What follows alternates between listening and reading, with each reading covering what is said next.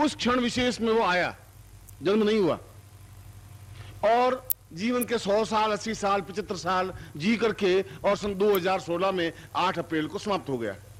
मैं समाप्त होना नहीं, वह किसी और लोक में चला गया।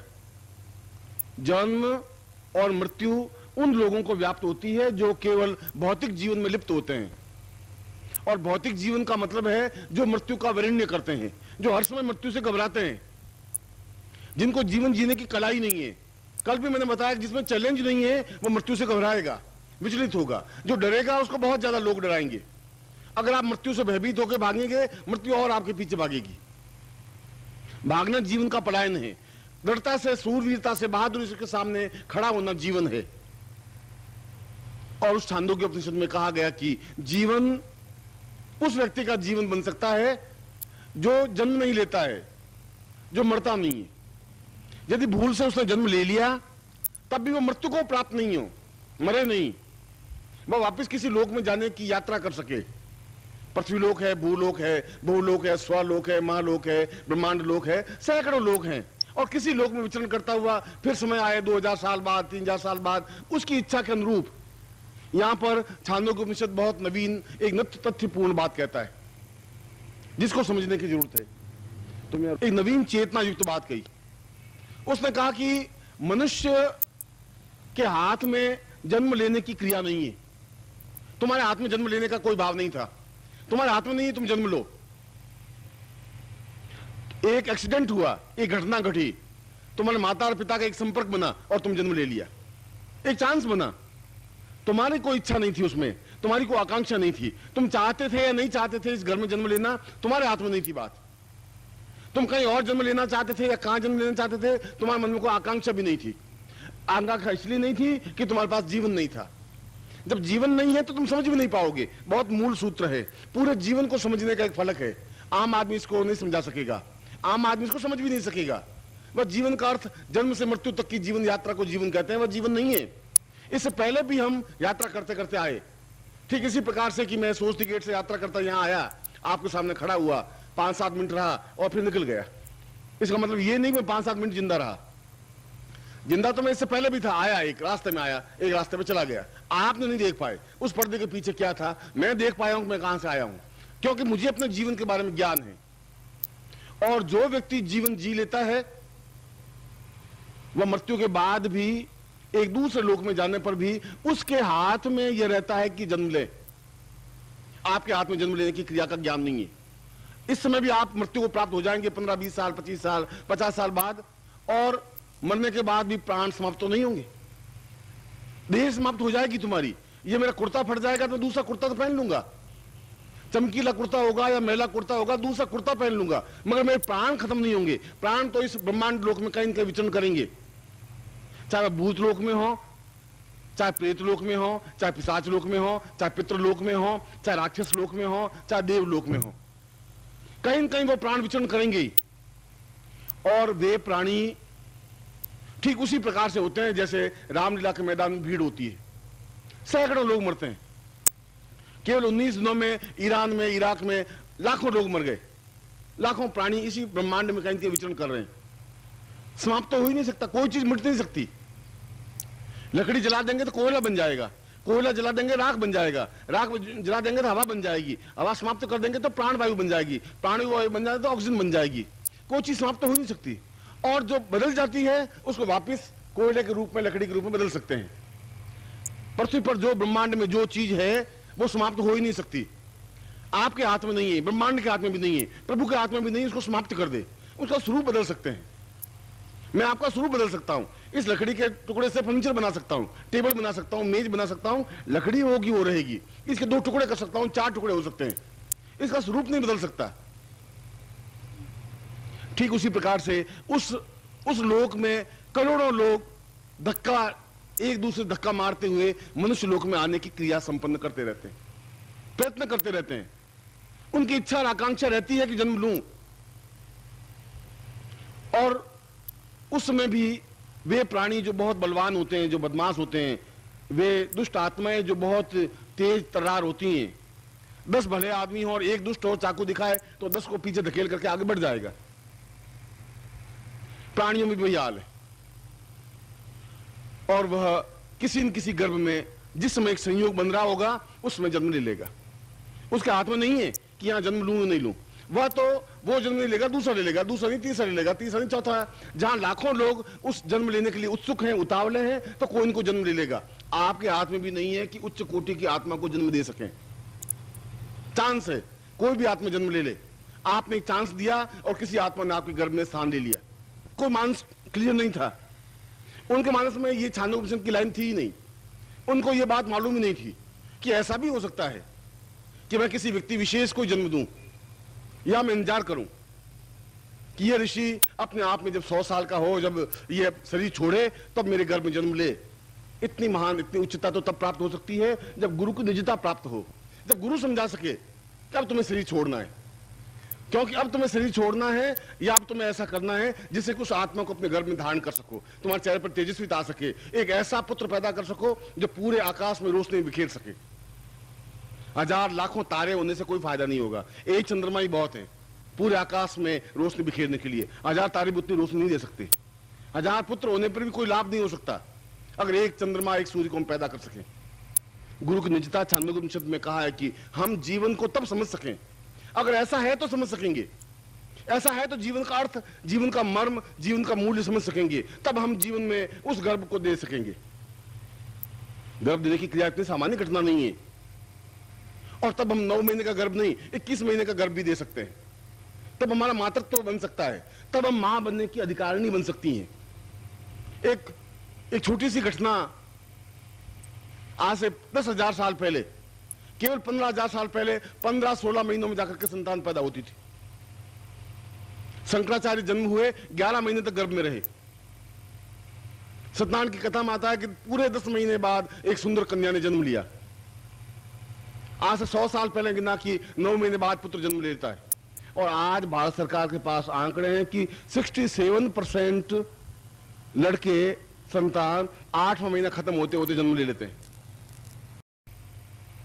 सत्यनारायण की कथा में आता है कि पूरे 10 महीने बाद एक सुंदर कन्या ने जन्म लिया। आज से 100 साल पहले गिना कि 9 महीने बाद पुत्र जन्म लेता है। और आज भारत सरकार के पास आंकड़े हैं कि 67% लड़के संतान 8वां महीना खत्म होते होते जन्म ले लेते हैं। 15 महीने से अवधि घट करके 8 महीने तक हमारी आ गई।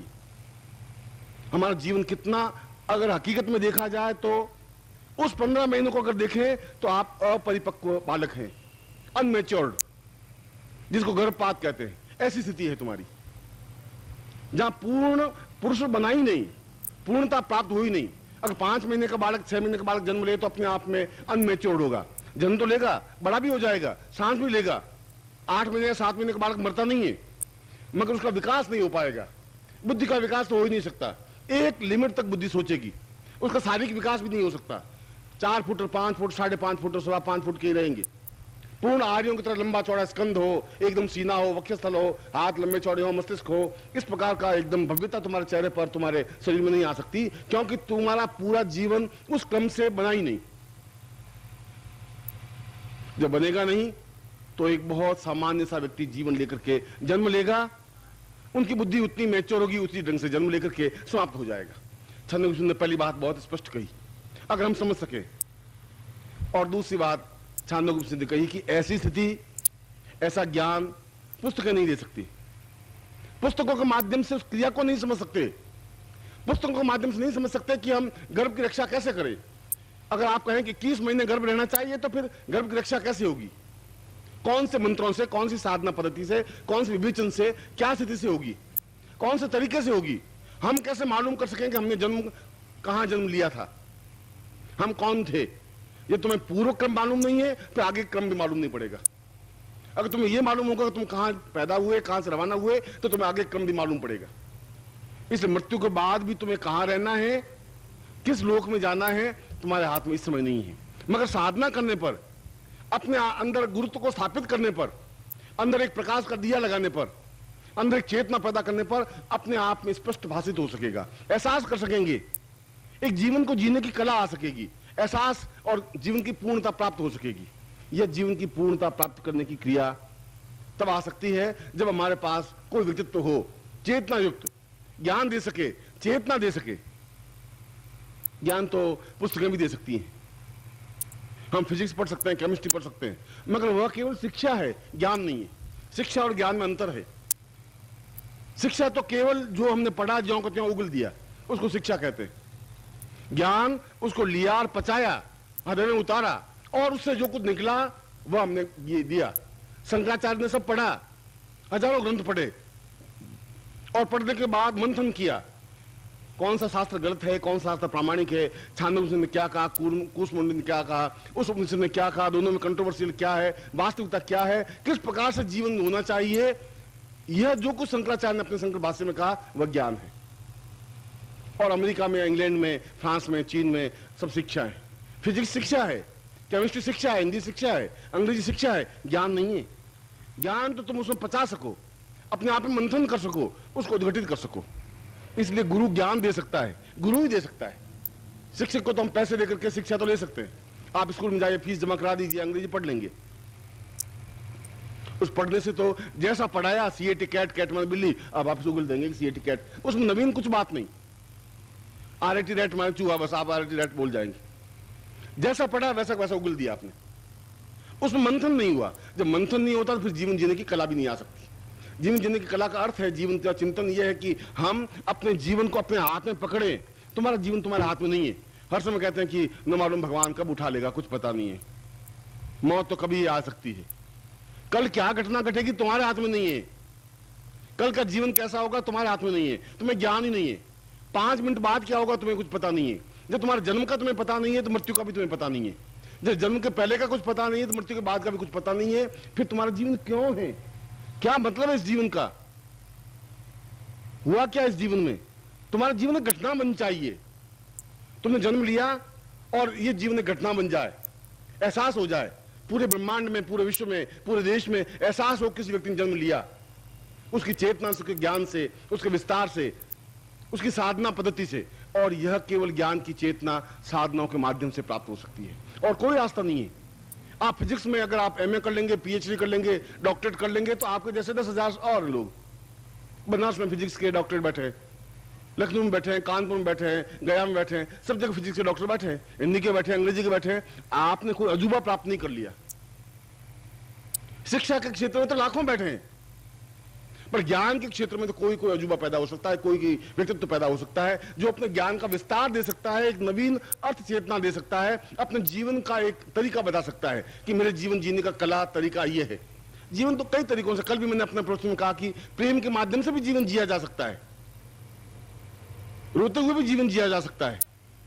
अगर वशिष्ठ ने भी जीवन जिया, उसने कहा कि मुस्कुराना और हंसना अपने आप में अभिशाप है, क्यों हास्य जीवन का अपने आप में एक न्यूनता है। वशिष्ठ की धारणा होगी, कोई जरूर नहीं वशिष्ठ अपने आप में पूर्ण हो, वशिष्ठ उतना ही परेशान होंगे। उसके मैत्री कात्यायनी 18 पत्नियां थी, 2 पत्नियां नहीं थी। हमारी एक पत्नी हो और हम मतलब रोज सुबह उठते उससे मौत मांगते हैं कि या तो ये सामने हो या मौत आए तो मौत को जयमाला पहले डाल सकते हैं।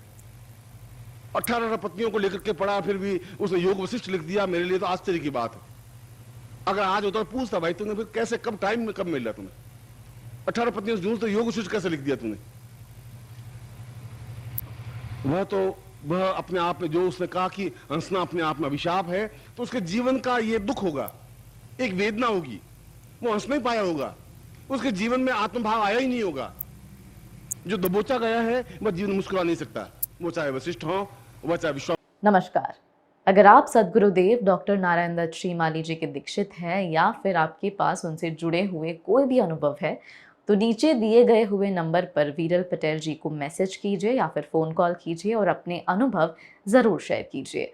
डॉक्टर नारायण दत्त श्रीमाली जी के आत्मकथा का संकलन करने में मदद करें। धन्यवाद।